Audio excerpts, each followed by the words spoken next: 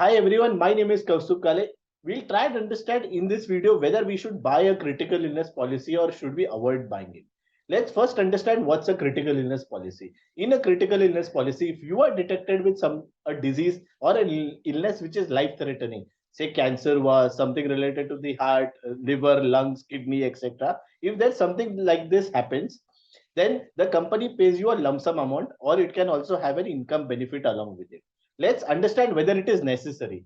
Firstly, why is critical illness an important part of your insurance, your risk management bucket?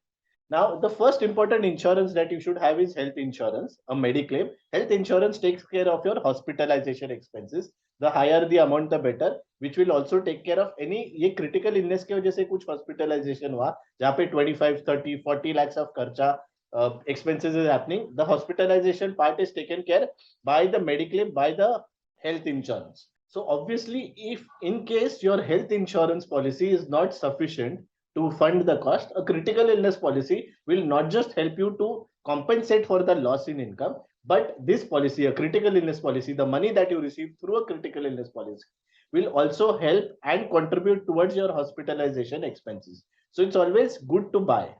Now, what's the second important insurance is a term insurance. Now, what's a term insurance? A term insurance helps you or rather helps your family that in case if the sole breadwinner or rather the person who is earning money in the family, if something happens to him, if he dies, then whatever future incomes are lost, uska financial impact itna nahi aana chahiye. Isliye lump sum amount is paid if the person dies. So if there's a hospitalization, your Mediclaim takes care. If the person dies, term insurance takes care. Now let's take a case where if there is a person, a breadwinner in the family, basically the earning member of the family, he gets cancer, and because of a cancer he has a prolonged illness where the entire family is busy for him in various things, where 3 months, 6 months and 1 year goes by. Okay, now what happens? The entire attention of the family goes for that particular activity. There is a chance the person has to obviously take a lot of leaves. If he's salaried, if he's in a business, his business might get impacted. So if you see in such a case, a critical illness plan will help you if there is a loss of income that is going to happen, and because of which you are not able to perform at your best. So in this case, critical illness policy will pay you on diagnosis of that illness. It will not wait for your hospitalization. It will straight away pay you the lump sum amount because you have got the critical illness.